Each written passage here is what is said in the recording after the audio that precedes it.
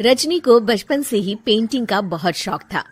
वो हमेशा से ही पेंटर बनना चाहती थी, पर उसके माँ और पिताजी ने उसको कभी भी इस चीज के लिए सपोर्ट नहीं किया और उसकी शादी नीरव से हो गई।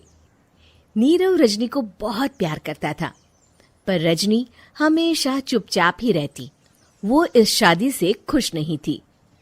वो ये शादी नहीं करना चाहती थी। उसे तो हमेशा से पेंटर जो बनना था। अपने इस सपने को वो नहीं पूरा कर पाई, इसलिए वो हमेशा उदास रहती थी। रजनी, बहुत ही बढ़िया फिल्म लगी है, कल देखने चले? नहीं जी, कल मुझे बहुत काम है, मैं नहीं जा पाऊंगी। अच्छा तो कोई बात नहीं, संडे को चलते हैं। देखिए, मुझे फिल्म देखना पसंद नहीं है। आपको जाना है तो चले जाइए। नीरव को मना करके रजनी वहां से चली जाती है और अपने बैग को खोलकर उसमें बंद पड़े ब्रश और कलर्स को देखकर रोने लगती है। रजनी, चलो ना कहीं बाहर खाने चलते हैं, कुछ तुम्हारी पसंद का। जी, मुझे नहीं जाना, मेरी तबीयत ठीक नहीं है। रजनी वहां से चली जाती है। नीरव को समझ नहीं आता कि रजनी उससे इतना दूर क्यों रहती है। वो जब भी उसके साथ वक्त बिताना चाहता है, रजनी कोई ना कोई बहाना बना देती है। एक दिन घर पर कोई नहीं था। रजनी घर का सारा काम जल्दी से खत्म कर लेती है। घर पर अकेले होने के कारण वो सोचती है कि वो आज पेंटिंग करेगी। वो अपने कमरे में जाकर पेंट ब्रशेस और कलर्स निकालकर जैसे ही कलर मिक्स कर रही होती है कि दरवाजे पर बेल बज जाती है।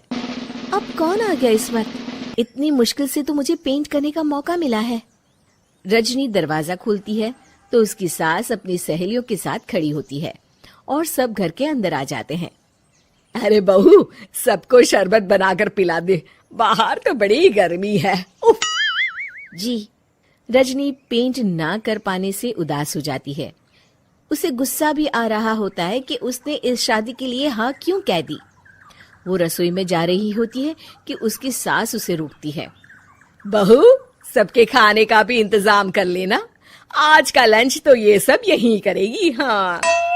रजनी बिना कुछ कहे रसोई में चली जाती है। सबके लिए खाना बनाती है। सब खाना खाते हैं और रजनी घड़ी देखती है कि ये सब कब जाएंगे ताकि वो अपनी पेंटिंग कर सके। जब शाम होती है तब सब चले जाते हैं अपने घर। अरे बहू, सब तेरे खाने की तो बहुत तारीफ कर रहे थे, सबको बहुत अच्छा लगा खाना। आपको मुझे सुबह बताना चाहिए था ना कि आपकी सहेलियां आ रही हैं। पता भी है कितना वक्त लगा सारा खाना बनाने में। अरे बहू, तू ऐसे कैसे बात कर रही है मुझसे? तो और कैसे बात करूं? मैं इस घर की कोई नौकरानी नहीं हूं कि इतना काम करूंगी। रजनी अपने कमरे में जाकर दरवाजा बंद कर लेती है। शाम को जब नीरव आता है तो उसकी माँ उसे पूरी घटना के बारे में बताती है। क्या रजनी ने आपसे इस तरह बात की माँ? हाँ, और पता नहीं उसे क्या हो गया है, शाम से बाहर भी नहीं आई है। मैंने तो कई बार आवाज दी, खाना भी नहीं खाया उसने। तू ही बात करके देख ले बेटा। नीरव अपने कमरे का दरवाजा खटखटाता है। रजनी, दरवाजा खोलो, मैं हूं। रजनी दरवाजा खोलती है और फिर वापस जाकर अपने बिस्तर पर लेट जाती है। रजनी, माँ से बात करने का ये क्या तरीका है? मैंने कोई गलत बात नहीं की है। अरे तुम क्यों ऐसे बर्ताव कर रही हो सबके साथ? क्या तुम इस शादी से खुश नहीं हो? रजनी कुछ नहीं बोलती। अरे बताओ मुझे रजनी, क्या ये शादी तुम्हारी मर्जी के खिलाफ हुई है? हाँ, मैं ये शादी कभी नहीं करना चाहती थी। तुमसे क्या, मैं किसी से भी शादी नहीं करना चाहती थी। रजनी रोने लगती है। चुप हो जाओ रजनी, बताओ मुझे, तुम क्यों नहीं करना चाहती थी शादी? रजनी बेड के नीचे से अपने पेंटिंग्स, कलर्स, ब्रश, पेपर्स निकालती है। इतने में उसकी सास भी कमरे में आ जाती है। ये देख रहे हो, ये थे मेरे सपने। मैं पेंटर बनना चाहती थी, पर माँ पापा ने कभी सपोर्ट नहीं किया और मेरी शादी करवा दी। मेरे सारे सपने टूट गए। हर वक्त बस गुस्सा आता रहता है मुझे। मैं जानती हूँ कि आप लोगों की इसमें कोई गलती नहीं है, पर मैं क्या करूं, मुझे समझ में नहीं आता।